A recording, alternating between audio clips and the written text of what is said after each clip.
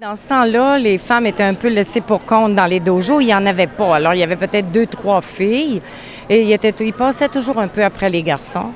Alors, j'ai dit non. Moi, mes filles passeront pas comme ça en arrière. On va faire un club exclusivement féminin. Et comme mon mari dit, moi, j'ai le club masculin. Alors, c'était parfait.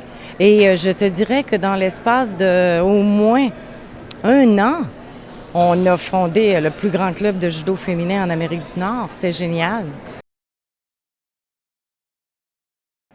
Je me rappelle les premières compétitions que j'ai arbitrées. Il y avait des gars qui étaient directeurs techniques, puis on dit si elle embarque sur un tapis, on s'en va avec nos élèves. Alors, tout ça pour te dire que il y a 45, 50 ans, c'était pas ce qui se passe aujourd'hui. Puis c'était un peu drôle parce qu'à un moment donné, je m'en vais dans un collégial à Rimouski et on m'a demandé pour arbitrer. Mais sur la Côte-Nord, j'avais pas le droit parce que j'étais une femme. Alors c'est sûr que ça a été difficile. Mais tu sais, toutes les raisons étaient bonnes, là, ni plus ni moins, pour dire que les filles n'avaient pas nécessairement leur place. Alors, tu continues à te battre. J'ai formé des arbitres féminins.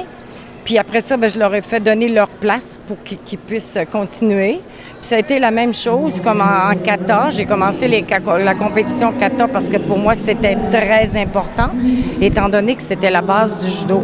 Donc, il faut faire des katas.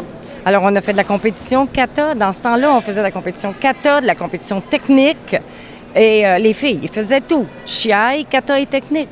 Alors, ils étaient complètes, mais ils travaillaient extrêmement fort.